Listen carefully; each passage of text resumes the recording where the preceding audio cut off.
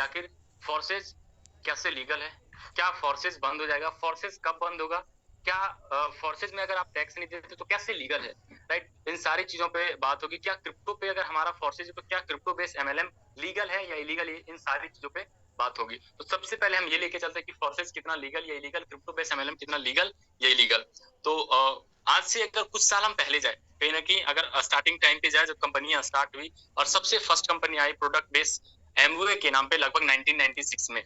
और 1996 में जब एमवे कंपनी आई, उन्होंने रिसर्च किया, प्रोडक्ट बेस्ड स्टार्टअप किया, और उसके बाद लगभग 20 साल 22 साल 25 30 साल के बाद गवर्नमेंट को लगा, यानी कि 23 साल और 6 साल, लगभग 30 साल के बाद गवर्नमेंट को ये रियलाइज हुआ कि इस पे कोई गाइडलाइंस आना चाहिए। और 2016 में आके गाइडलाइंस आया, राइट। 25-30 सालों के स्ट्रगल के बाद आज एक प्रोडक्ट बेस के अंदर या कहीं एमएलएम के अंदर गाइडलाइंस आया 2016 में। अभी तक कोई लॉज और रूल्स रेगुलेशन नहीं आया, सिर्फ और सिर्फ एक गाइडलाइंस कहीं ना कहीं आया है। तो मतलब लगभग 20 सालों का सफर प्रोडक्ट बेस ने तय किया। जब लोगों ने स्ट्रगल किया तब आज गवर्नमेंट को लगा कि नहीं, इसके ऊपर कोई गाइडलाइंस आना चाहिए। उसी तरीके से आज हम कहीं ना कहीं हमने क्रिप्टो स्टार्टअप किया है, और मात्र क्रिप्टो स्टार्टअप को कितने दिन, लगभग आज ट्रेंडिंग में 3 से 4 सालों के अंदर, और मात्र 3 से 4 सालों के अंदर आज क्रिप्टो लीगल हो रहा है या कहीं ना कहीं क्रिप्टो रेगुलेट हो रहा है, मात्र 3 से 4 सालों के अंदर। मतलब कितना आज इंपॉर्टेंट है क्रिप्टो का, आज कितना ट्रेंड है क्रिप्टो का। गवर्नमेंट मात्र 3-4 सालों के अंदर इसको रेगुलेट करने पे उतर रही है और लगभग अब रेगुलेशन पे चल रहा है। आज बड़े बड़े सारे कंट्री, चाहे अमेरिका हो और अच्छे अच्छे कंट्री में क्रिप्टो करेंसी का बहुत ही ज्यादा कहीं ना कहीं ट्रेंड है। और अब जमाना क्रिप्टो करेंसी का है, और कैसे फोर्सेस लीगल है या इलीगल है, हम एक छोटा सा अगर एग्जांपल है तो कहीं ना कहीं आज से 2000 ईस्वी से पहले जितनी भी कंपनियां थी वो सारे सिर्फ और सिर्फ क्या करती, पैसा लेकर और मनी को रोटेट करती थी। मतलब 10,000 किसी से लिया गया और किसी को 2,000, किसी को 5,000, किसी को 3,000, इस तरीके से लोगों ने डिस्ट्रीब्यूट किया, और कहीं ना कहीं उसी से लोगों ने डिस्ट्रीब्यूट किया और वही पैसा को मनी रोटेट किया, और लोगों के सामने ये एमएलएम का कॉन्सेप्ट ये लेकर चल रहे थे। लेकिन जब गवर्नमेंट ने, जब कई सारे लोगों को घाटा हुआ, कई सारे लोगों का कंपनी बना बनाकर बंद कर रहे थे, रातों रात कंपनी अमीर बन रही थी, भाग रही थी, लोगों का पैसा डूब रहा था, तब गवर्नमेंट को लगा कि नहीं, इसको भी शायद कुछ ना कुछ नियम कानून या इसके अंदर भी कुछ लाना चाहिए। तो एक उन्होंने एक्ट लाया, और उस एक्ट के अंदर पिरामिड स्कीम साबित किया ऐसी कंपनियों को जो पैसे के बदले पैसे यानी मनी रोटेशन कर रही है, वैसी कंपनियों को पिरामिड स्कीम में के तहत उसको रखा गया, राइट। और जब पिरामिड स्कीम आया तो कंपनियों ने क्या किया कि खुद को सिर्फ, उससे पहले सिर्फ मनी रोटेशन होता है, लेकिन खुद को सिर्फ लीगल साबित करने के लिए कि नहीं अब हम लीगल है या हम सही है,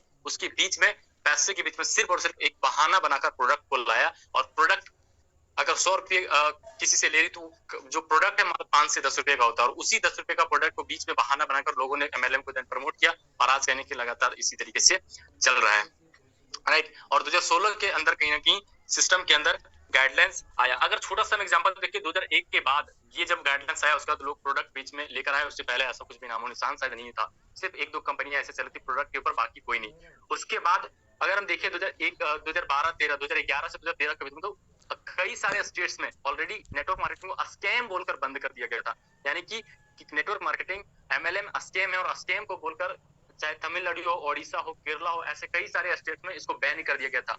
लेकिन आज कहीं ना कहीं उन सारे देशों में, आप सबसे मेरा सवाल है कि क्या उन आज सारे स्टेट्स में, चाहे सारे कंट्री में आज एमएलएम चल रहा है या नहीं चल रहा? बहुत शानदार तरीके से चल रहा है, लोग अर्न कर रहे हैं, लोग आज कहीं ना कहीं करोड़पति बन रहे हैं और अपने लाइफ को चेंज कर, अपने ड्रीम को अचीव कर रहे हैं। तो एक टाइम था जब नेगेटिविटी था लोगों के बीच में, और जब ऐसा भी टाइम आ गया कि नेटवर्क मार्केटिंग को बैन किया गया, लेकिन आज कहीं ना कहीं बहुत शानदार तरीके से काम हो रहा है और लोग आज इनकम कर रहे हैं, लोगों की जिंदगियां यहाँ से बदल रही है। उसी तरीके से आज फोर्सेज या कहीं ना कहीं क्रिप्टो बेस्ड एमएलएम जो हमारा है फोर्सेज, आज इसी तरीके से ये हमारा फेज है, और इस नेगेटिविटी के फेज में जो काम करेगा कहीं ना कहीं आने वाले टाइम में इतिहास रच सकता है, रच सकता नहीं बल्कि 100% रचेगा जो क्रिप्टो बेस्ड एमएलएम के अंदर काम करेगा। क्योंकि आज अगर देखें चाहे मैक्सिको हो चाहे जर्मनी हो, वो सारे देशों के अंदर ऑलरेडी क्रिप्टो अच्छे से एमएलएम का उन देशों में ऑलरेडी लॉज है, ऑलरेडी रूल्स रेगुलेशन है, उसके बाद भी क्रिप्टो बेस्ड एमएलएम वहां कहीं ना कहीं अच्छे तरीके से मूव कर रहा है और अच्छे तरीके से रन कर रहा है। और आज इंडिया के अंदर सिर्फ और सिर्फ गाइडलाइंस है, सिर्फ गाइडलाइंस है, उसके बाद भी लोग यहाँ कह रहे हैं कि सही या गलत,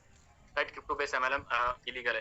तो आज ऐसे ऐसे देश में क्रिप्टो बेस्ड सिस्टम चल रहा है जहां ऑलरेडी क्रिप्टो या कहीं ना कहीं नेटवर्क मार्केटिंग के ऊपर रूल्स और रेगुलेशन है, वैसे वैसे कंट्री में चल रहा है मेरे दोस्त। तो कहीं ना कहीं आज समय बिल्कुल बदलाव का है। अब कई सारे लोग कहते हैं कि कहीं ना कहीं क्रिप्टो जो हम लोग यहाँ फोर्सेस के अंदर पेमेंट करते हैं, प्रोडक्ट क्या मिलता है, राइट। तो हमको यहाँ डिजिटल एसेट के रूप में कहीं के प्रोडक्ट मिलता है, हम लोगों को वहाँ पहले फिजिकल प्रोडक्ट मिला करता था, और आज यहाँ हमें डिजिटल प्रोडक्ट मिला करता है। बस बस फर्क सिर्फ इतना है। अब कई लोगों के माइंड में ये आता है कि क्रिप्टो अनस्टेबल और अस्टेबल क्रिप्टो करेंसी के ऊपर, कि क्रिप्टो मतलब फ्रॉड है, क्रिप्टो मतलब स्कैम है, क्रिप्टो मतलब गलत है, मतलब जुआ है, मतलब सट्टा है। तो ऐसा कुछ भी नहीं है। क्रिप्टो को समझने का जरूरत है कि कई सारे ऐसे सिस्टम होते हैं जो बोलते हैं हम ऑटो ट्रेड करके देंगे, हम क्रिप्टो पे माइनिंग करके देंगे, ट्रेडिंग करके देंगे। ऐसा हमारा कोई कॉन्सेप्ट यहाँ नहीं है। ना पैसे को डबल किया जाता है। हमारा जो काम है वो अस्टेबल क्रिप्टो करेंसी के ऊपर होता है, जो जिसका नाम है BUSD। और क्रिप्टो करेंसी को लोग जानते हैं सिर्फ गलत नजरिए से, बहुत ज्यादा लोग, और इसको एक्चुअल में नहीं जानते लोग। क्रिप्टो करेंसी दो तरह का होता है, एक अनस्टेबल, दूसरा अस्टेबल। अस्टेबल के साथ क्या होता है कि जिसका रेट ना बढ़ सकता ना घट सकता है। 95% लोग सिर्फ अनस्टेबल क्रिप्टो करेंसी को जानते हैं कि जिसका रेट बहुत ज्यादा बढ़ सकता है या बहुत ज्यादा घट सकता है। लेकिन अस्टेबल क्रिप्टो करेंसी को बहुत मात्र 5% ऐसे लोग हैं जो अस्टेबल क्रिप्टो करेंसी के बारे में जानते हैं। और अस्टेबल क्रिप्टो करेंसी में ना रेट ज्यादा घटता है ना बढ़ता है, मात्र 1 से 2 रुपए का फ्लक्चुएशन होता है, जिसकी वजह से यहाँ किसी तरह का लॉस का जरूरत नहीं है। हम किसी unstable crypto currency Ethereum, Tron या बिटकॉइन पे नहीं काम करें जहां हमारा लॉस है। यहाँ सिर्फ और सिर्फ प्रॉफिट। अगर आप काम करते हो, वर्किंग करते हो, तो 100 का 100% पेमेंट और विद इन सेकेंड्स आपको जाता है। राइट। आज MLM के अंदर कहीं ना कहीं किसी को 5%, 10% दिया जाता है, लेकिन आज इस सिस्टम के अंदर हमें 100 का 100% पेमेंट और विद इन सेकेंड्स दिया जाता है। तो कहीं ना कहीं एकदम शानदार तरीके से। अब टैक्स की अगर बात करें तो कहीं ना कहीं हम P2P ट्रेडिंग करते हैं और वहां से जाके हम अपना क्रिप्टो के टैक्स भी पे कर सकते हैं। हम किसी कंपनी के अंदर नहीं काम कर रहे हैं, बल्कि हमें कम्युनिटी के अंदर काम कर रहे हैं, सिर्फ और सिर्फ एक सिस्टम ब्लॉकचेन पे बनाकर दिया हुआ है, और कहीं ना कहीं हमारा बहुत शानदार तरीके से वर्क हो रहा है हमारे फोर्सेस सिस्टम के अंदर। अब हम चलते हैं नेक्स्ट सवाल के अंदर।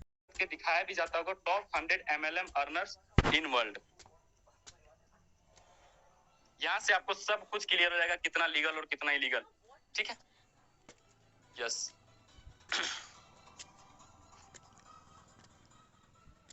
MLM earners in world, yes.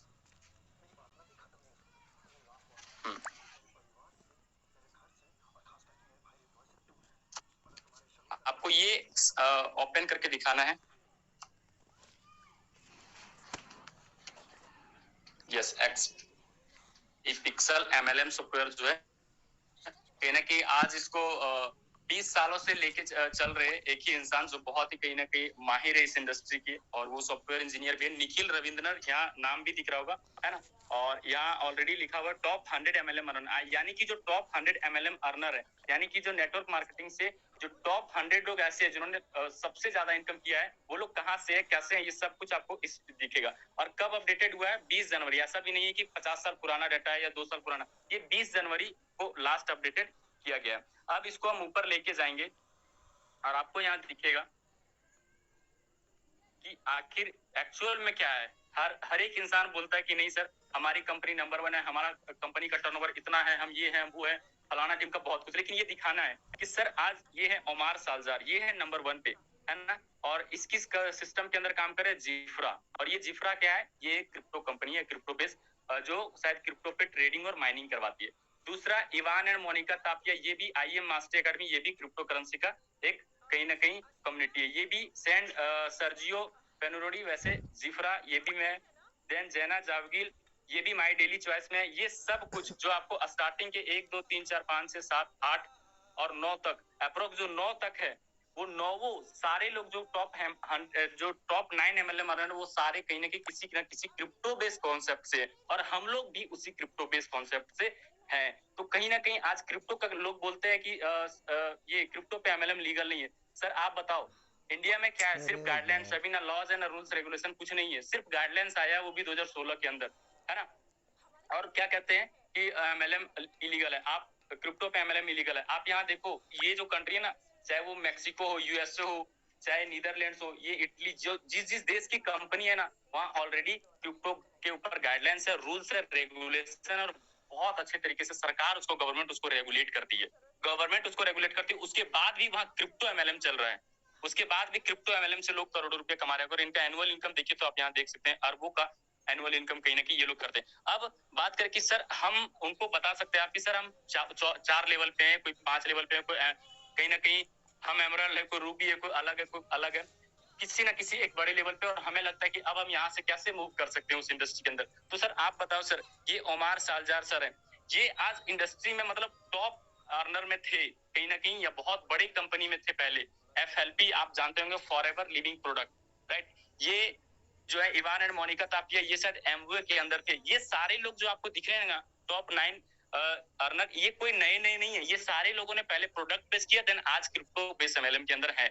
और हम सब लकी है कि हम सब भी उसी तरीके से कहीं ना कहीं मूव कर रहे हैं। तो अपन को दिखा सकते हैं कि सर बोल तो सकते हैं हम भी, लेकिन ये फैक्ट डाटा है कि आज क्रिप्टो आखिर ऐसा क्या हुआ 4 साल के अंदर की अगर यही आप 1 साल 2 साल 3 साल पहले सर्च करते तो आपको ये सब का नाम नहीं आता। ये जो आपको 10 नंबर में सिर्फ एक कंपनी दिख रही है वो फॉरएवर लिविंग प्रोडक्ट, सिर्फ एक कंपनी। लोग तो सारे बोलते हैं कि मैं ही नंबर 1 हूँ, लेकिन सिर्फ एक कंपनी आज दिख रही है फॉरएवर लिविंग प्रोडक्ट। और अगर आज से आप 2 साल 3 साल पहले सर्च करते तो सिर्फ आपको मिलता कोई वेस्टिज के, कोई एमवे के, कोई एफएलपी के, है ना। इसी तरीके से सारे लोग वही लोग मिलते हैं जो किसी ना किसी प्रोडक्ट बेस के अंदर थे। लेकिन आज सर आपको समझने का जरूरत है कि 3 सालों में 2 सालों के अंदर आज मार्केट के अंदर ऐसा क्या हो गया कि सारे टॉप एमएलएम अर्नर्स क्रिप्टो से हैं।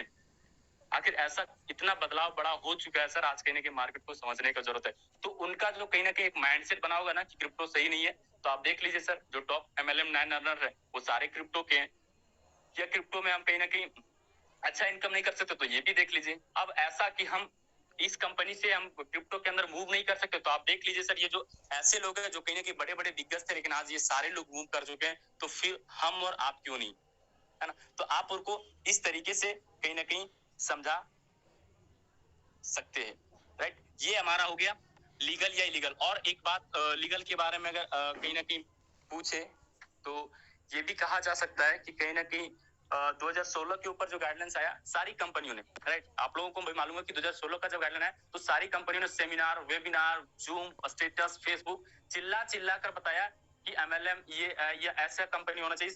2016 का गाइडलाइन सारे कंपनियों ने चिल्ला कर अपने नेटवर्कर को या अपने टीम को या अपने लीडरों को बताया। लेकिन 2021 का गाइडलाइन वो किसी ने नहीं बताया, वो किसी कंपनी ने नहीं बताया। और जो इंसान बोलता है ना कि सर आपका फोर्सेस लीगल है इलीगल है, सर आप बोलिएगा सर आपका प्रोडक्ट बेस कोई भी कंपनी क्या लीगल है, वो बोलेगा सर बिल्कुल लीगल है। आप बोलिए सर 2021 का गाइडलाइन आपने पढ़ा है, तो वो उसको मालूम भी शायद नहीं होगा कि 2021 का गाइडलाइंस क्या है, क्योंकि बताया नहीं क्या। 2016 का गाइडलाइन सब कुछ डायरेक्ट सेलिंग के पक्ष में था तो लोगों ने चिल्ला कर बताया, लेकिन 2021 का गाइडलाइन नहीं बताया गया। और 2021 का गाइडलाइंस में एक साफ वर्ड लिखा हुआ है कि जैसे कि फॉर एग्जांपल हम दीपक है, अगर हम 20,000 का प्रोडक्ट सेल कर रहे हैं, राइट, और 20,000 का प्रोडक्ट सेल करने के बाद हमको 2% 3% कुछ भी मिल रहा है तो वो सही है, या हमको 50% में मिल रहा है 20,000 का प्रोडक्ट सेल करने पे तो वो सही है।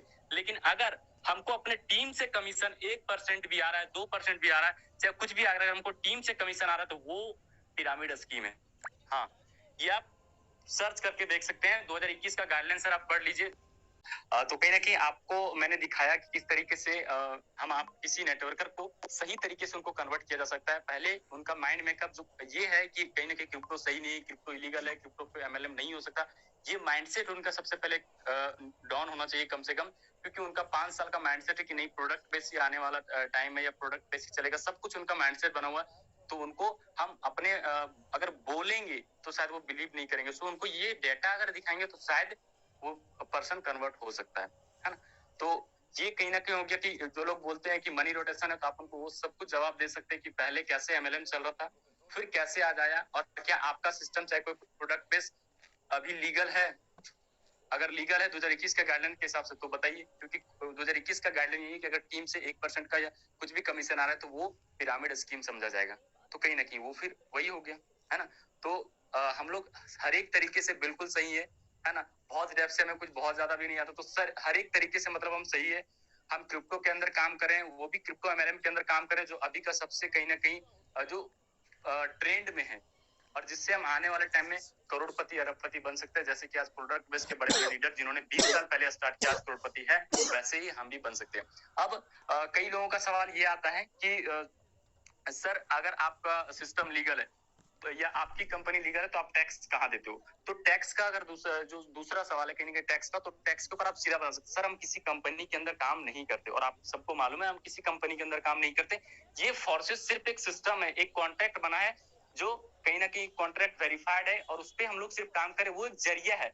और हम लोग एक्चुअल में करते क्या है, हम लोग करते हैं P2P ट्रेडिंग। हम लोग किसी कंपनी के अंदर काम नहीं कर रहे, राइट। हम लोग जो कर रहे हैं वो P2P ट्रेडिंग करते हैं। जब आप बाइनेंस में जाते हो, आप क्या आपके पास फोर्सेस के नाम से 1 रुपया पैसा आता है, या आपसे 1 रुपया भी फोर्सेस के नाम से लिया जाता है कि नहीं, फोर्सेस के अकाउंट में डालना है या फोर्सेस के अकाउंट से किसी को आता नहीं, तो वो कोई कंपनी नहीं है।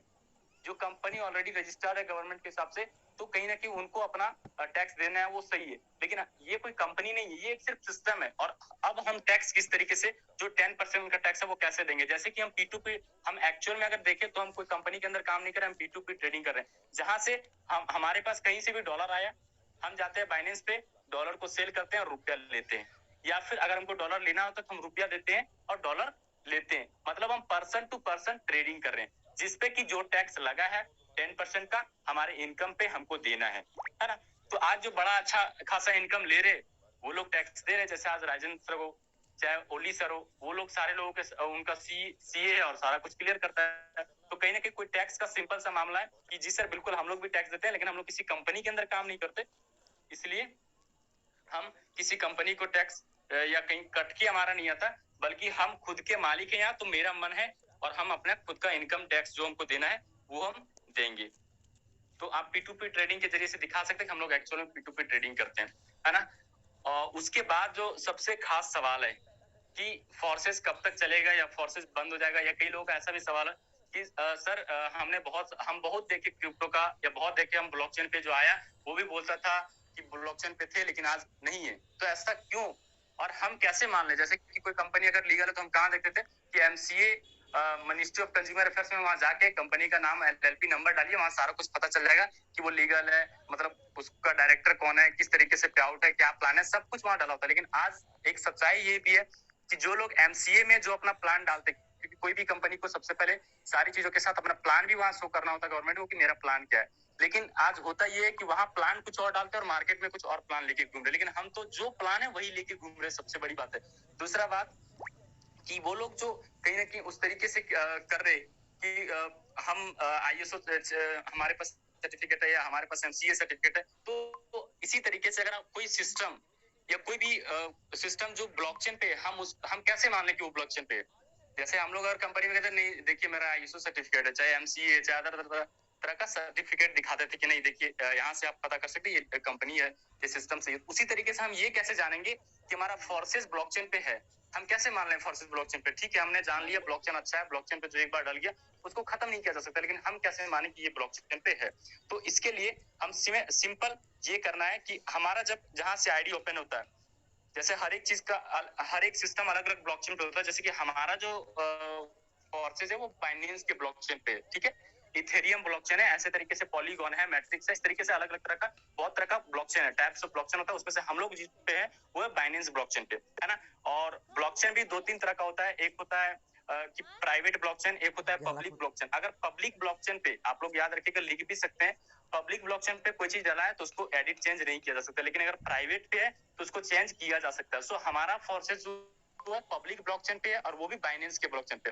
अब अगर हमको चेक करना है कि क्या ये सही भी कह रहे हैं कि ब्लॉकचेन पे है या नहीं है, तो इसको सिंपल हम अपना डायरेक्ट जा सकते हैं BUSD.forces.io में, और वहां से हम हर एक सिस्टम का एक कॉन्ट्रैक्ट बनता है। जैसे बाइनेंस का ब्लॉकचेन है तो ऐसा नहीं है कि बाइनेंस के ब्लॉकचेन पे सिर्फ फोर्सेज है, कई सारी चीजें होंगी, है ना। बाइनेंस के ब्लॉकचेन पे हमारा BUSD टोकन है, बाइनेंस के ब्लॉकचेन पे हमारा BNB स्मार्ट चेन जो होता है वो भी है, तो उसी ब्लॉकचेन पे हमारा फोर्सेज भी है। उसी तरीके से अगर हमको चेक करना है कि क्या BUSD सही है, ब्लॉकचेन पे डिप्लॉयड है या नहीं है, तो उसका हमको स्मार्ट कॉन्ट्रैक्ट का एड्रेस चाहिए। अब थोड़ा सा सिर्फ समझाते हैं स्मार्ट कॉन्ट्रैक्ट नॉर्मल तरीके से, बड़ी सारे लोग सुन रहे होंगे। सिंपल है, जैसे कि नॉर्मल कॉन्ट्रैक्ट क्या होता है, एग्रीमेंट क्या होता है कि ठीक है अगर हमने पूरन सर से 200 रुपए लिया तो हम लिख देंगे कि एक पेपर लाए एग्रीमेंट पेपर, उसमें लिख दिया कि पूरन सर से हमने 200 रुपए लिया। अब क्या करेंगे कि उस पे 2-4 लोगों का सिग्नेचर करवा लेंगे, हो गया, ये एग्रीमेंट हमारा हो गया। ठीक है, अब हमको इनको 2% का पर मंथ टैक्स ये इंटरेस्ट देना है, तो जो एग्रीमेमेंट हो गया वो हमारे और इनके बीच में हो गया। इस एग्रीमेंट के साथ क्या दिक्कत है कि हम चाहे तो फाड़ भी सकते हैं, खत्म भी कर सकते हैं, या लोगों को भी जुट के हलवा सकते हैं, मतलब चांसेस है कि ऐसा किया जा सकता है।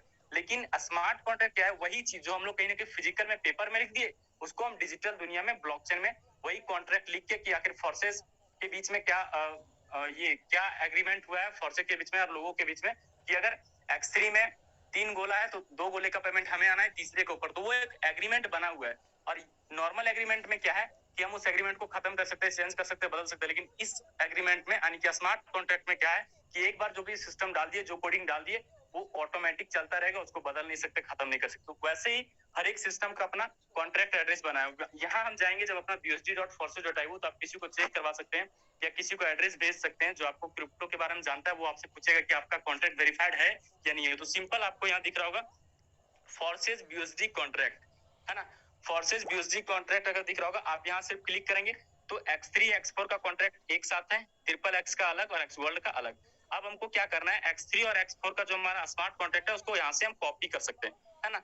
यहाँ से कॉपी कर लेंगे, ये हमारा स्मार्ट कॉन्ट्रैक्ट का एड्रेस कॉपी हो गया। हम यही बगल से ही हम BSC स्कैन पे जा सकते हैं। लेकिन अब किसी भी सिस्टम को आपको चेक करना है, जैसे अगर बाइनेंस के ब्लॉकचेन पे है तो हम यहाँ सर्च करेंगे BSC स्कैन, लेकिन अगर इथेरियम के ब्लॉकचेन पे है तो हम सर्च करेंगे इथर स्कैन। तो हम यहाँ डालेंगे BSC स्कैन, ठीक है। BSC स्कैन डालेंगे, यहाँ से हमें पता चल जाएगा कि क्या फोर्सेस ब्लॉकचेन पे है या नहीं है, क्या इसका कॉन्ट्रैक्ट वेरीफाइड है या नहीं है। तो यहाँ कुछ नहीं करना, यहाँ जो डालने आ रहा है BNB स्मार्ट चेन एक्सप्लोरर, उसके नीचे जो एड्रेस पेस्ट करना है, एड्रेस पेस्ट करने के बाद सर्च पे यहाँ क्लिक कर देना है। जैसे आप सर्च करेंगे उसका पूरा कुंडली सब कुछ फुल्ली ट्रांसपेरेंसी के साथ यहाँ ओपन होके और आपको दिख जाएगा। यहाँ आपको दिख भी रहा होगा। कॉन्ट्रैक्ट पे जैसे हम क्लिक करते हैं, आप यहाँ पढ़ सकते हैं ऑलरेडी क्या लिखा हुआ है, contract source code verified exact match, है ना।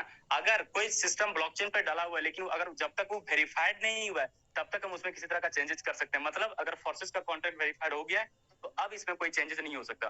अब आप लोग ऐसा भी सुने होंगे कि सर हमने तो ऐसा भी देखा कि ब्लॉकचेन पे है, वेरीफाइड भी है, लेकिन फिर भी सिस्टम चला गया, इसके पीछे का रीजन क्या है। तो इसके पीछे का एक ही रीजन है, जैसे कि ये सब कुछ डाला हुआ कंप्लायर वर्जन और इसका जो लैंग्वेज है वो सॉलिडिटी है ना। यहाँ से आप देख सकते हैं ये कॉन्ट्रैक्ट कि आखिर कैसे कैसे ये कोडिंग काम करेगा। ये कोडिंग लैंग्वेज में है, सॉफ्टवेयर इंजीनियर इसको अच्छे से समझ सकता है। पहला हमारा कॉन्ट्रैक्ट क्या है कि फर्स्ट जो भी है कि इतना डेट को हमारा वेरीफाइड हुआ, देन ये करके कैसे कैसे पूरा सिस्टम पूरा मैकेनिज्म कैसे काम करेगा, ये पूरा कोडिंग हमारा डाला हुआ है, पूरा कॉन्ट्रैक्ट लिखा हुआ है। जैसे कि हमने अगर 2% का टैक्स देना है तो इसमें लिखा हुआ है। अब जो इसमें कोडिंग डाला है, यहाँ कोई लाडो और कोई एडी वगैरह कुछ नहीं करने वाला। अब जो इसमें कॉन्ट्रैक्ट डाला है उसी के हिसाब से ऑलरेडी काम होता रहेगा और इसमें सारा कुछ जो हमारे साथ होता है, जैसे एक्सगोल्ड का मैकेनिज्म है, कभी होल्ड होता है, तो वो सब कुछ इस कॉन्ट्रैक्ट के अंदर डाला हुआ है। टोटल लगभग 1000 से प्लस इसमें कॉन्ट्रैक्ट डाला हुआ है कि ऐसे ऐसे काम करेगा और उसी पे ये पूरा कॉन्ट्रैक्ट काम कर रहा है। अब इस कॉन्ट्रैक्ट के अंदर जो हम बता रहे थे कि कहीं ना कहीं सारा ऐसा भी आप देखेंगे ब्लॉकचेन पे होने के बाद भी रीजन क्या है, ये जो कॉन्ट्रैक्ट डाला हुआ है ना, जैसे इसमें एक लिखा हुआ है उसी तरीके से हम जैसे कि 495 नंबर कॉन्ट्रैक्ट मेरा ये लिखा हुआ है, देन 496 में हम यहाँ क्या डाल दिए, सेल्फ डिस्ट्रक्टिव। यानी कि अगर हम इस कॉन्ट्रैक्ट के अंदर एक वर्ड डाल देते हैं सेल्फ डिस्ट्रक्टिव का कोडिंग तो उसको हम बंद कर सकते हैं। ठीक है, क्लियर। तो ये फोर्सेस के अंदर ये भी नहीं है। सबसे पहले हमारा फोर्सेस ब्लॉकचेन पे है तो इसके बाद क्या कंडीशन आनी चाहिए, क्या वेरीफाइड है या नहीं है, तो वेरीफाइड भी है, ये भी दिखा दिया। अब यहाँ अगर आप कंप्यूटर में CTRL प्लस जैसे सर्च होता है तो उसको अगर डाल के आप देखेंगे सेल्फ डिस्ट्रक्टिव, तो यहाँ सेल्फ डिस्ट्रक्टिव का कोई वर्ड नहीं आएगा। मतलब हम अब वेरीफाइड के बाद इसमें सेल्फ डिस्ट्रक्टिव का वर्ड भी नहीं है तो हम इसको खत्म भी नहीं कर सकते। मतलब ये फोर्सेस 100% डिसेंट्रलाइज है, ब्लॉकचेन पे है, हमारा कोड वेरीफाइड है और इसमें सेल्फ डिस्ट्रक्टिव का भी कोई एग्रीमेंट नहीं हुआ है। मतलब हम लोग फुल्ली तरीके से सेफ और सिक्योर हैं, किसी तरह का कोई दिक्कत नहीं। जब तक इस दुनिया में इंटरनेट है, आपको मालूम कि काम कैसे होता है हमारा, कि जब तक हम कोई भी कोड को, फॉर एग्जांपल आप ब्लॉकचेन का एक छोटा सा नॉर्मल तरीके से समझा सकते हैं। कहीं ना कहीं हम ईमेल है, हम ईमेल में बहुत कुछ सेव करते हैं, हमारा ड्राइव है गूगल ड्राइव, वहां भी हम बहुत कुछ सेव करते हैं। तो उसी तरीके से ब्लॉकचेन हमारा एक डेटाबेस है। ठीक है, अब नॉर्मल जो ईमेल और ड्राइव में क्या है कि हम उसमें चेंज कर सकते हैं, डिलीट कर सकते हैं, एडिट कर सकते हैं, लेकिन इसके अंदर क्या है, ब्लॉकचेन के अंदर कोई भी चीज डाल दिए तो जब तक दुनिया में इंटरनेट है तब तक इसको बंद नहीं कर सकते, चेंज नहीं कर सकते, खत्म नहीं कर सकते। और ब्लॉकचेन के बारे में आप लोग कई वीडियो भी देख सकते हैं और देख भी चुके होंगे, हमको बताने का भी जरूरत नहीं है। तो कहीं ना कहीं हम लोग पूरी तरीके से सेफ एंड सिक्योर है, ये सब कुछ आप उनको दिखा सकते हैं। जो क्रिप्टो के अंदर है वो ये सब सवाल पूछ सकता है। बाकी लोगों को अगर अपने तरीके से आप दिखाना चाहिए कि सर हम यहाँ से दिखा सकते हैं कि ब्लॉकचेन पे है या नहीं है, तो आप वहां से भी इस चीज को दिखा सकते हैं, है ना। अब इसके बाद हमारा कहीं ना कहीं एक और बात आता है कि कई लोग ऐसे भी सवाल पूछते होंगे, क्रिप्टो का नाम सुनते सोचते हैं कि लॉस या क्रिप्टो का मतलब सट्टा या जुआ।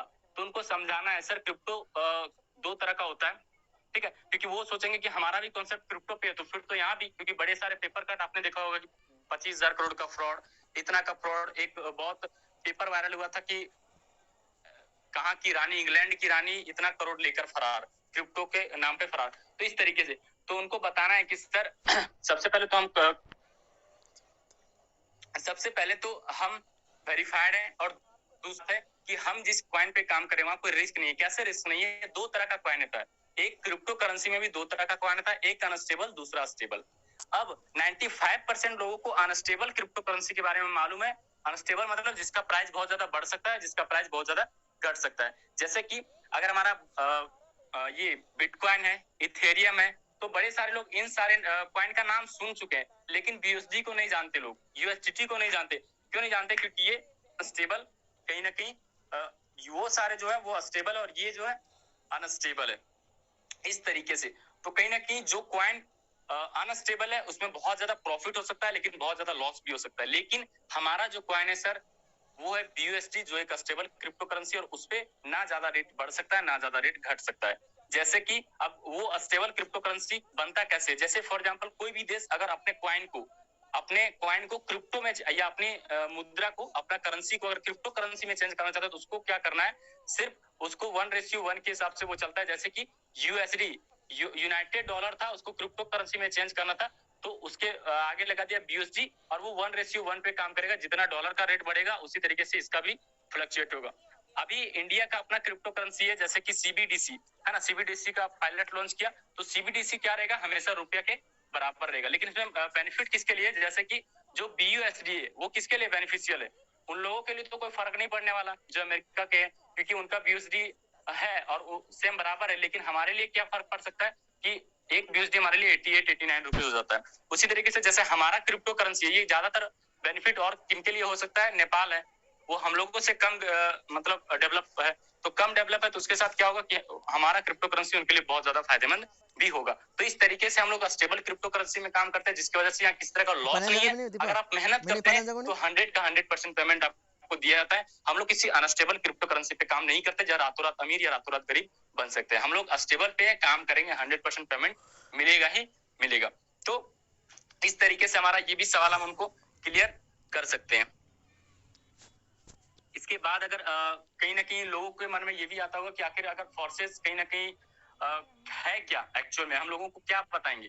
क्योंकि जिसको भी हम बोलेंगे कि सर हम $35 दिए तो $35 फर्स्ट पर्सन का 100% हमारे पास, तो लोग क्या बोलता है कि हो सकता है ये इलीगल हो, या कहीं ना कहीं ये तो मनी रोटेशन हो गया। तो उनको तो सबसे पहले ये क्लियर करना है कि मनी रोटेशन क्या होता है। सबसे पहले मनी रोटेशन को आप समझने का प्रयास कीजिएगा। एक ऐसा सिस्टम जिसका एक बैंक हो, जिसका एक एमडी सीएमडी हो, जहां पैसा होल्ड होता हो, और वो एमडी सीएमडी किसी को पैसा डिस्ट्रीब्यूट करता है। फिर से, जहां कोई बैंक हो, जहां कोई एमडी सीएमडी ओनर डायरेक्टर हो, है ना, और वो इंसान उस सिस्टम के अंदर पूरा उसका कंट्रोल हो, और वो पैसा लिया 10,000, हमको लिया 2,000, इनको दिया 2,000, यानी कि वो इंसान डिस्ट्रीब्यूट कर रहा है। जब वहां कोई सेंट्रलाइज सिस्टम हो तब वो हो गया मनी रोटेशन। लेकिन हमारा फोर्सेस फिर क्या है सर? तो फोर्सेस क्राउड फंडिंग सिस्टम पे काम करता है। क्रिप्टो करेंसी में 3 तरह का सिस्टम या कॉन्सेप्ट काम करता है। पहला क्रिप्टो माइनिंग, एक ट्रेडिंग और तीसरा होता है क्राउड फंडिंग। अब कई लोग आपको मिलेंगे मार्केट के अंदर जो बोलेंगे सर सिर्फ पैसा लगा दीजिए, हम आपको ऑटो ट्रेड करके देंगे। ठीक है, ऑटो ट्रेड हम करके आपको देंगे। दोस्त ऐसा कुछ भी नहीं होता। ऑटो ट्रेड फॉर एग्जांपल जैसे कि रॉयल क्यू, आम सुना होगा, रॉयल क्यू आया था मार्केट के अंदर।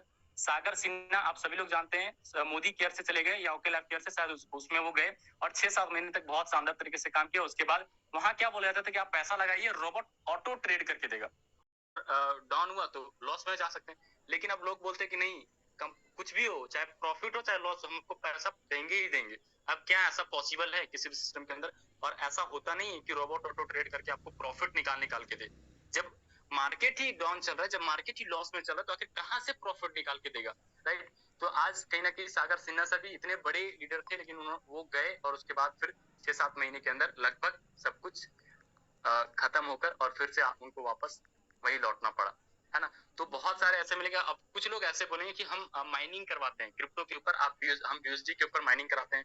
कोई बोलेगा हम बिटकॉइन के ऊपर माइनिंग करवाते हैं। तो माइनिंग क्या होता है कि मतलब उसके लिए बहुत ज्यादा डिवाइस चाहिए। मतलब अगर आपको माइनिंग करना है, बहुत छोट, उसमें बहुत सबसे ज्यादा तो बहुत ज्यादा इलेक्ट्रिसिटी बिल उठता है और बहुत बड़ा बड़ा मशीन, और लगभग आप मानिए तो एकड़ एकड़ में आपको पूरा एक फार्म हाउस बनता है माइनिंग के लिए। मतलब सिंपल है, जैसे कि हम लोग अगर आलू का सब्जी उपजाते हैं, एक आलू से हम 100 आलू किए, मतलब सॉरी, एक धान है तो एक धान से हम 100 धान किए, 100 धान से 1000, ऐसे करके हम बढ़ाते हैं। तो वो भी एक तरह का कहीं ना कहीं हम फार्मिंग कर रहे हैं, है ना। तो वही उसी तरीके से जब हम क्रिप्टो का, जैसे बिटकॉइन है तो बिटकॉइन को और बढ़ाएंगे, है ना, तो उसके लिए बहुत ज्यादा इलेक्ट्रिसिटी चाहिए और हम बिटकॉइन को बढ़ाएंगे, और बहुत ज्यादा इलेक्ट्रिसिटी खत्म करने के बाद 0.001 बिटकॉइन बढ़ेगा, 0.001 यूएसडी बढ़ेगा, मतलब बहुत ज्यादा इलेक्ट्रिसिटी बिल चाहिए, और उसके लिए करोड़ों का कम से कम मशीन चाहिए हमारे पास, बहुत ज्यादा। आप कभी देखिएगा, सर्च करें क्रिप्टो माइनिंग के बारे में, तो आपको पता चलेगा कि जहां भी क्रिप्टो माइनिंग दिख रहा है वहाँ बहुत ज्यादा लंबा चौड़ा एक एरिया चाहिए, एकड़ एकड़ में वहाँ मशीन चाहिए, बहुत ज्यादा इलेक्ट्रिसिटी चाहिए, उसके बाद वो माइनिंग करके थोड़ा थोड़ा प्रॉफिट दे सकता है। लेकिन जो लोग बोलते हैं कि नहीं हमारा ऑटो में, आप सिर्फ सोए रहिए, ऑटोमेटिक आपका माइनिंग हो जाएगा, पैसा आएगा, तो ये ऐसा रियल में कुछ भी नहीं होता है ना। माइनिंग के लिए बहुत ज्यादा कुछ चाहिए और बहुत बड़ा प्रॉफिट वहां से नहीं हो सकता, लेकिन फिर भी लोग ऐसे करते हैं। और तीसरा हो गया जो हमारा क्राउड फंडिंग, जैसे कि हम लोग बचपन से सुनते आ रहे हैं ना, क्राउड फंडिंग सिंपल क्राउड से फंड जमा होना, यानी कि भीड़ से फंड जमा किए, पैसा या रुपया कुछ भी जमा किए, कोई किसी तरह का फंड, और उससे हम कोई वेलफेयर, कोई कल्याण का काम किए, वही हो गया क्राउड फंडिंग। आज से नहीं, पुराने टाइम से चला रहा है। जैसे कि कोई पूछे फोर्सेस क्या है, तो सर फोर्सेस हमारा कम्युनिटी बेस्ड, हम कह सकते हैं इसको कम्युनिटी बेस्ड सिस्टम है ना। अब ये किस बिहाफ पे काम करता है, क्राउड फंडिंग पे, जहाँ की लोगों का पैसा ही लोगों में दिया जाता है, लेकिन उनको दिया जाता है जो उनके काबिल है। जैसे कि एक एग्जांपल हम ले सकते हैं, जैसे एक बड़ा तालाब बनवाना होता था पुराने टाइम में, तो क्या होता था, लोग पैसा जमा करते थे, लोग फंड जमा करते थे, और उससे एक तालाब यानी कि एक वेलफेयर का काम होता था। हमारे गांव में आज मंदिर बनाना है, चाहे मस्जिद बनाना है, कोई एक इंसान करोड़ों रुपया नहीं देता। क्या करते हैं हम लोग, लोगों से 5,000 10,000 करके कंट्रीब्यूट करते हैं, यानी कि क्राउड से फंड जमा किए, ठीक है, और उस फंड से फिर एक वेलफेयर का काम हुआ कि मंदिर बना, मस्जिद बना, तालाब बना, छठ घाट बना, कुछ भी हो सकता है ना। तो वो हो गया क्राउड फंडिंग। वही सिस्टम हमारा फोर्सेज में भी चलता है कि कहीं ना कहीं लोगों का पैसा ही हमें डिस्ट्रीब्यूट होता है, लेकिन कहीं ना कहीं उसको जाता है जो उसका अकॉर्डिंग टू प्लान, जो उनका हकदार है ना, जो मेहनती है, जो हकदार है अकॉर्डिंग टू प्लान। तो यही यहाँ वेलफेयर का काम हो रहा है, और लोगों की जिंदगी कहीं ना कहीं यहाँ से बदल रही है।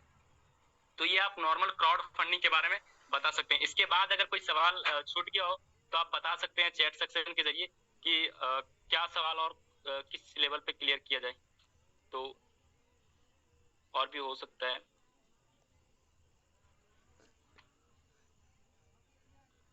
अगर कोई सवाल हो तो आप चैट बॉक्स में डाल सकते हैं। ओके, बीएसडी क्या है? जैसे कि क्रिप्टो करेंसी एक तरह का, क्रिप्टो करेंसी दो तरह का होता है, एक अनस्टेबल, दूसरा स्टेबल। अनस्टेबल में बिटकॉइन, इथेरियम, है ना, उसी तरीके से ये क्रिप्टो करेंसी होता है। और बीएसडी भी एक क्रिप्टो करेंसी जो स्टेबल क्रिप्टो करेंसी, जिसका रेट हमेशा 87 और 88 रुपया, 89 रुपया जो आप लोग हैं वैसा होता है। अब इसको कौन रेगुलेट करता है? ये सॉरी, न्यूयॉर्क फाइनेंस डिपार्टमेंट से ये कहीं ना कहीं रेगुलेट किया जाता है बीयूएसडी। ये यूएसडी जो है, यूनाइटेड स्टेट डॉलर, उसी से कोई भी देश को जब अपना क्रिप्टो करेंसी बनाना होता है, जैसे कि हमको रुपया को अगर हमको क्रिप्टो करेंसी में चेंज करना, तो ये हमेशा 1:1 पे चलेगा, यानी कि रुपया का जितना वैल्यू उतना ही हमारा सीबीडीसी का भी वैल्यू रहेगा। उसी तरीके से जब यूएसडी का रेट लगभग जितना था, तो जब यूएसए को लगा कि कहने का क्रिप्टो करेंसी का दौर है, वहां कई तरह का एटीएम है, हर एक चीज वहां लगभग होने लगा क्रिप्टो करेंसी से, तो अपना करेंसी कहीं ना कहीं लॉन्च करना जरूरी था। तो वही न्यूयॉर्क फाइनेंस डिपार्टमेंट लोग मिलके और ये बीयूएसडी का लॉन्च किया। यूएसडी के आगे बस लग गया बीयूएसडी, यानी बाइनेंस यूएस डॉलर, बाइनेंस के थ्रू ये करेंसी लॉन्च हुआ, ये क्रिप्टो करेंसी। और सेम एज इट इज, इसका अगर बीयूएसडी का रेट 82 है तो इसका 6 से 7 रुपया हमेशा ज्यादा रहेगा, इसका 87 रहेगा, 88 रहेगा। अगर उसका 81 हुआ तो इसका 87 रहेगा, उसका 82 हुआ तो इसका 88 रहेगा, ठीक है। और अगर यूएसडी 80 हो गया, 80 रुपया हो गया एक यूनाइटेड स्टेट डॉलर का रेट, तो इसका 87 हो जाएगा। तो हमेशा 6 से 7 रुपए का फर्क रहेगा, लेकिन रेशियो वही रहेगा 1:1। जी हाँ, फोर्सेज भी क्राउड फंडिंग ही है। कोई भी और सवाल हो तो पूछ सकते हैं फोर्सेज को लेकर, या कोई ये, क्योंकि वर्किंग पे जाएंगे तो फिर उसको तो बहुत अलग तरीके से क्लियर करना होगा, उसका एक अलग ही सेशन। लेकिन फोर्सेज को लेकर और कोई अगर कहीं डाउट है किसी तरह का क्रिप्टो को लेकर, कोई और डाउट तो आप पूछ सकते हैं ताकि क्लियर किया जाए। कोई भी क्वेश्चन, या कुछ ऐसा भी हो कि हम अपने तरीके से बताएं लेकिन उस तरीके से समझ ना आया हो, तो आप चैट में लिख सकते हैं, क्योंकि मैंने अनम्यूट का ऑप्शन नहीं दिया। हाँ, बैंक पासबुक नहीं है तो पैसा कैसे कमाएंगे? बिल्कुल, बैंक पासबुक मैम यहाँ भी तो लगता है, जब हम कहीं ना कहीं जब हम अपना ये करते हैं केवाईसी, शायद हम किसी कंपनी के अंदर भी इतना शानदार तरीके से केवाईसी करते हैं, ना देखे होंगे ना सुने होंगे। यहाँ हमारा जब हम अपना फाइनेंस में केवाईसी करते हैं, हम लोग कोई कंपनी के अंदर काम नहीं करते, हमको वहाँ पासबुक या आधार कार्ड जमा करने की जरूरत नहीं है, है ना। लेकिन हमको कहाँ केवाईसी करना था, जब बीएसडी को हमको रुपया में कन्वर्ट करना होता है या रुपया को बीएसडी में, तो हम क्या करते हैं, बाइनेंस में अपना केवाईसी करते हैं। उसमें हमको क्या चाहिए, आधार कार्ड चाहिए, पैन कार्ड चाहिए, हमारा फेशियल वेरिफिकेशन, तब जाके कहीं कि वहाँ अकाउंट नंबर चाहिए, फोन पे गूगल पे नंबर चाहिए, आप सारे कुछ वेरीफाइड होंगे, यानी कि पूरे तरीके से आपका केवाईसी होगा, तभी आप बीएसडी का लेन देन कहीं ना कहीं कर सकते हैं। तो उस तरीके से वहाँ कहीं ना कहीं होता है, माध्यम अलग है। ओके। फोर्सेस और मेटाफोर, अच्छा ठीक है, चलिए फोर्सेस और मेटाफोर। फोर्सेस कहीं ना कहीं फोर्सेस को 11 लोग मिलके इस सिस्टम को बनाया, और सेम एज इट इज उसी 11 लोगों में से एक था मिस्टर लाडो, जो मार्केटिंग और पीआर डिपार्टमेंट को संभालता है। ऐसा मत सोचिएगा कि सिर्फ लाडो ही इस फोर्सेस को क्रिएट किया, ऐसा नहीं है। हाँ, लेकिन वो मार्केटिंग एंड पीआर डिपार्टमेंट को संभालता था, तो लोगों को यही लगा, या कहीं ना कहीं ज्यादातर वही प्रमोट हुआ, क्योंकि टेलीग्राम चैनल का जो की है उसके पास, यूट्यूब चैनल को हैंडल करता वो, तो वो पीआर एंड मार्केटिंग डिपार्टमेंट को संभालता था। एक्चुअल में उसको मतलब बहुत बड़ा कुछ वैसा नहीं है, लेकिन अब उस 11 लोगों में से जो मिलकर बनाया, तो कहीं ना कहीं इसके मन में ये था, जब एक्सगोल्ड प्रोग्राम हमारा लॉन्च हुआ, पहले एक्स3 था, दूसरा एक्स4, ट्रिपल एक्स, एक्सगोल्ड, ये 4 प्रोग्राम था। तो एक्स3, एक्स4, ट्रिपल एक्स तो पहले से चल रहा था, इसका कॉन्ट्रैक्ट वेरीफाइड हो गया था। एक्सगोल्ड का कॉन्ट्रैक्ट वेरीफाइड नहीं हुआ था, लेकिन लॉन्च हो गया था, लोग पैसा भी कमाया। अब लाडो क्या चाह रहा था कि इस एक्सगोल्ड के पेमेंट को हम होल्ड करें, ठीक है, इस एक्सगोल्ड के पेमेंट को, चूंकि वेरीफाइड हुआ नहीं था, तो स्मार्ट कॉन्ट्रैक्ट में हम पेमेंट होल्ड करें और हम और भी ज्यादा प्रॉफिट कमाएं, ठीक है। तो जब ये लगभग एक साल लगभग 12 महीने 13 महीने तक पूरे तरीके से प्रैक्टिस किया, जब एक्सगोल्ड का पैसा उसे होल्ड नहीं हुआ, तो वो एक दिन टेलीग्राम चैनल के अंदर आता है लाइव, और वो कहता है कल से फोर्सेस में पैसा आना बंद हो जाएगा, कल से फोर्सेस खत्म हो जाएगा, कल से फोर्सेस मतलब स्मार्ट कॉन्ट्रैक्ट क्रैश हो जाएगा, ऐसा अलग अलग तरीके से बातें कहने लगा। एक हफ्ते बाद तो सबको डर लगने लगा, और उस टाइम भी इवन राजन सर भी को थोड़ा लगा कि यार कैसे हो सकता है, वो लोग भी बता रहे थे कि हम लोग को भी कहीं ना कहीं डर लगा। एक हफ्ते बाद कुछ नहीं हुआ, एक हफ्ते बाद हुआ यही, वो नया सिस्टम लाया मेटाफोर्स, और वो बोला कि हम आप फोर्सेस से सब लोग मेटाफोर्स में शिफ्ट हो जाइए। म्यूट कर लीजिए अपने आप को, सारे लोग म्यूट कर लीजिए, है ना। तो कहीं ना कहीं वो लाया, और उसके बाद जब मेटाफोर्स को लाया, तो वो बोला कि इसका अपडेटेड वर्जन है, आप लोग आइए यहाँ। नॉन वर्किंग उसका प्लान इस तरीके से है कि कहने के पहले ऊपर का 2 इनकम आपको मिलता है, इस तरीके से ज्यादा नॉन वर्किंग होगा कहीं ना कहीं। जी, कोई कुछ कह रहे क्या, है ना। तो वहाँ कहीं ना कहीं उस मेटाफोर्स को लाया, और उसके अंदर आज देखे तो स्टार्टिंग में उसका कॉन्ट्रैक्ट भी वेरीफाइड नहीं था, शायद अब वेरीफाइड हुआ है। और क्या है कि आज तक उसको उसके कॉन्ट्रैक्ट, जैसे कि हम लोग फोर्सेस के अंदर जब हम कॉन्ट्रैक्ट दिखाए हैं, तो वहाँ डॉलर कोई होल्ड नहीं था, है ना। जैसे कि हम आपको दिखा सकते हैं, बीएससी स्कैन में जब हम जाएंगे और वहां चेक करेंगे, तो फोर्सेस के अंदर कोई डॉलर, स्मार्ट कॉन्ट्रैक्ट के अंदर रुपया कुछ होल्ड नहीं है, कोई डॉलर होल्ड नहीं है। लेकिन वही अगर मेटाफोर्स का स्मार्ट कॉन्ट्रैक्ट आप लीजिएगा, तो मात्र 6 महीने के अंदर लगभग उस कॉन्ट्रैक्ट के अंदर 30-32 लाख डॉलर होल्ड है, यानी कि लगभग 27 से 28 करोड़ रुपया। और जब उससे पूछा गया कि ऐसा क्यों होल्ड हो रहा है, तो बोल रहा है कि एक बग्स आ गया है कॉन्ट्रैक्ट के अंदर, जिसको हम फिक्स नहीं कर पा रहे हैं, हम बहुत जल्दी फिक्स कर लेंगे। तो उनका मकसद सिर्फ ये था कि हम बड़ा प्रॉफिट कमाएं, और वो मेटाफोर्स को लाकर और डॉलर को होल्ड किया, बीएसडी को होल्ड किया, और कहीं ना कहीं वो अच्छा खासा इनकम किया भी। तो सिंपल सा है, उसमें अपना उसका ये था। और आज मेटाफोर्स का बड़ा बड़ा लीडर तबीस सिद्दीकी, वो 7 दिन पहले नया सिस्टम को ज्वाइन कर गया। तो कुछ ऐसा लीडर होता है, सिंपल है, हमको इतना ही जानना है कि यहाँ भी हम काम करेंगे और वहां भी काम करें, तो 100% दोनों जगह है ना। वहां शायद कम भी होगा, तो 100% काम तो हमको जो यहाँ करना है वही वहां करना है, 100% वहां भी है तो यहाँ भी है, तो वहां जाने के बाद तो कुछ अलग चमत्कार तो नहीं हो जाएगा, है ना। तो उसका सिंपल अपना मकसद था कि पैसा कमाना। आज अगर यहाँ देखें फोर्सेस के स्मार्ट कॉन्ट्रैक्ट में कितना डॉलर है, 468 डॉलर। ये कौन सा है जो आपको मालूम होगा कि ट्रिपल एक्स में जब लेफ्ट साइड सारा गोला फिल नहीं होता और राइट साइड में 2 गोला लास्ट का फिल हो जाता, तब हमारा कॉन्ट्रैक्ट में वो पैसा होल्ड होता है कुछ दिन के लिए, जब तक आपका पूरा रिसाइकल, जब रिसाइकल कंप्लीट होगा तो फिर ये डॉलर उन्हीं को मिल जाएगा। तो ये मात्र 468 डॉलर होल्ड है, मतलब 35-40 हजार रुपया, 35-36 हजार रुपया।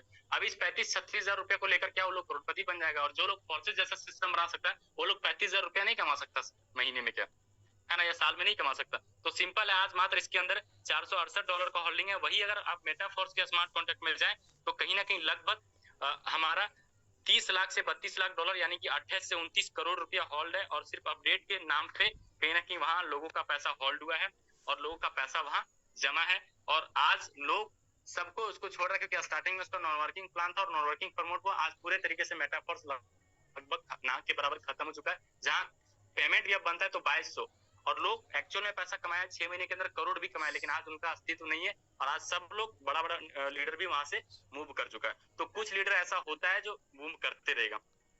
हाँ, मार्केट में सवाल करने अदर पर्सन बोलता है पैसे का बदले का क्या मिलता है इसका जवाब। हाँ बिल्कुल, हम आपको बताए ना कि ये हमारा क्राउड फंडिंग का सिस्टम है, और जब हम पैसा लेते हैं तो हम जब ये जाते हैं, जब यहाँ हम स्लॉट ओपन करते हैं तो अब हमको यहाँ एक तरह का कहीं ना कहीं क्रिप्टो करेंसी हम कह सकते हैं इसको, एज अ प्रोडक्ट या सर्विस, और हमको एसेट मिलता है, डिजिटल एसेट मिलता है। जैसे कि फॉर एग्जांपल हम लोग रिचार्ज करवाते हैं, है ना, तो उसको आप ऐसे समझा सकते हैं कि हम लोग रिचार्ज करवाते हैं, उसको ना देख सकते हैं ना छू सकते हैं, लेकिन उससे हम बात कर सकते हैं।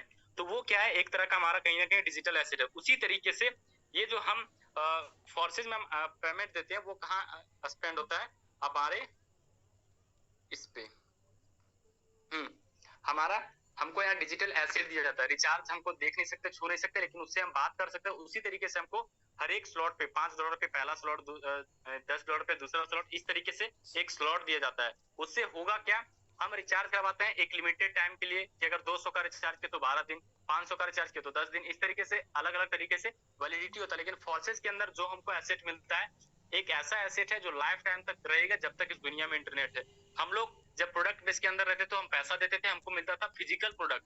फिजिकल प्रोडक्ट में मतलब तेल, साबुन, शैम्पू कुछ भी मिल जाता था और हम लोग सेटिस्फाई होते थे। यहाँ हमको क्या मिलता है, आज जमाना फिजिकल नहीं बल्कि डिजिटल है, तो कहीं ना कहीं हमको यहाँ क्या मिलता है, डिजिटल प्रोडक्ट या डिजिटल एसेट मिलता है, जो स्लॉट के रूप में कहीं ना कहीं मिलता है। आप यहाँ अगर देखना चाहें तो ये देख सकते हैं, इस तरीके का हमारा स्लॉट है। ये एक ऐसा स्लॉट है जो लाइफ टाइम तक, जिंदगी भर अगर हम एक ही बार बाय करते हो तो बार बार हमको इनकम दे सकता है। ऐसा हमारा एक्टिवेशन स्लॉट का हो रहा है, और हमको पैसे के बदले यही स्लॉट कहीं ना कहीं मिल रहा है। आप उसको नॉर्मल तरीके से ये समझा सकते हैं। बाकी बहुत सारा सवाल आता रहेगा, टाइम भी ऑलरेडी बहुत ज्यादा लेट हो चुका है ना, और नेक्स्ट टाइम फिर से कुछ और भी सवाल होगा। अभी तक तो जितना सवाल आया सबका क्लियर हो गया। हो सकता है एक बार में सब कुछ क्लियर नहीं होगा, लेकिन धीरे धीरे सब कुछ क्लियर होगा। सो आप सभी लोगों का दिल से बहुत बहुत शुक्रिया। एक बार आप फीडबैक दे सकते हैं कि आज का मतलब सेशन कैसा लगा, क्या कुछ मिला भी सीखने को, या मतलब टाइम ऐसे गया। अगर मिला हो तो आप बिल्कुल चैट सेक्शन ऑन है, आप कह सकते हैं, आप रिप्लाई कर सकते हैं। सो हैंड ओवर करना चाहेंगे विनय सर। विनय सर, बाकी आप विनय सर आप क्लोजिंग की ओर लेके जा सकते हैं सेशन को। मेरे तरफ से बस इतना ही। Thank you so much. Okay sir ji, बहुत बहुत धन्यवाद। बहुत सारी चीज क्लियर हुआ, कहीं ना कहीं हमारे पास में बहुत सारी चीजें क्लियर नहीं था, और आपके माध्यम से बहुत सारी चीजें क्लियर हुआ है। कहीं ना कहीं बहुत सारी चीजें लोगों को पल्ले भी नहीं पड़ा होगा, बहुत सारी चीजें आपके पास में जानकारी भी नहीं गया होगा। तो आप अपने लेवल पे ना कुछ चीजों को आप अपने तरीके से भी जानने का कोशिश करें, क्योंकि बहुत सारी चीजें जो होता है ना कि हम 1 क्लास में है और 10 का जानकारी दिया जा रहा है, तो वो माइंड से ना खत्म होते जाता है। तो आप अपने लेवल पे भी धीरे धीरे ट्रेनिंग में आएंगे 755 में, तो वहाँ भी बहुत सारी चीजें जानकारी होगा, और यहाँ से बहुत सारी चीजें यहाँ से जानकारी हुआ। स्मार्ट कॉन्टेक्ट क्या है, पीओएसडी क्या है, बहुत सारी चीजें यदि आप अपने लेवल पे इसको अच्छे तरीके से जानने का कोशिश के मकसद से होंगे ना, तो आप बहुत दूर तक जाएंगे। और यदि आपको जानने के मकसद से यहाँ पे नहीं होंगे तो कुछ नहीं आपको धसा होगा। हमें तो बहुत कुछ समझ में आया। स्मार्ट कॉन्ट्रैक्ट क्या है? स्मार्ट कॉन्ट्रैक्ट को हम अपने भाषा में बोला जाए तो एक समझौता है। ठीक है, एक जमीन आपसे लेना चाह रहे हैं तो एक एग्रीमेंट, मतलब एक दूसरे का समझौता हो गया। एक 3x4 जो है वो ऑटोमेटिक एग्रीमेंट किया हुआ है, मतलब वहां पे ऑटोमेटिक काम करेगा वो, क्योंकि एग्रीमेंट हो चुका उसके साथ। तो बहुत सारी चीजें क्लियर हुआ। बहुत बहुत धन्यवाद सर। नेक्स्ट टाइम फिर ऐसा कोई चीज को लेकर हम लोग फिर बीच में मिलेंगे। बाकी अपने टीम में जितने भी लोग आपके आए थे उनसे फीडबैक लें, और उनको भी ना कुछ क्लियर करने का कोशिश करें, क्योंकि जब तक आप क्लियर नहीं करेंगे आपके पास में कुछ सवाल का जवाब देने का भी तरीका आपके पास में नहीं हो सकता है। बाकी हमारे बीच में बहुत सारे दिग्गज दिग्गज लीडर भी हैं, बहुत सारे लोग भी इस जगह पे हैं, तो भाई हम लोग भी एक तरीके से जानकारी लिए और आपके पास में देने का प्रयास किए, और बहुत ही बेहतर तरीके से ना दीपक सर बहुत सारी चीज को डिक्लेयर किए, बहुत बेहतर तरीके से। कहने कि हमारे पास में बहुत सारी चीजें नहीं पता था जो मैं ऑलरेडी मैं लिख कर रखा हूँ। हमारे पास में टाइम भी बहुत कम है, और 7:55 में हमारा सेशन स्टार्ट होगा बिजनेस प्लान का। तो आपका न्यूज जितना भी है 7:55 की मीटिंग में लोगों को इनवाइट करें। 7:32 हो चुका है। ब्रॉडकास्ट में लोगों को इन्फॉर्म करें, 1 to 1 आप जाकर लोगों को इन्फॉर्म करें। 7:55 में लोगों को लेकर आए, बिजनेस प्लान दिखाएं। हमारे बीच में टाइम अभी 7:32 है, टाइम हमारे बीच में अभी 20 से 25 मिनट बचा हुआ है। तो लगे और टीम के ऊपर में काम करें, और बाकी जिस प्रकार विजन यहाँ पे क्लियर हुआ आप अपने टीम को भी क्लियर करें। आप भी क्लियर करेंगे तो आपका टीम भी क्लियर होगा। आप लोगों ने टाइम दिया इसके लिए बहुत बहुत धन्यवाद। चलिए आज का सेशन यहीं पे एंड करते हैं।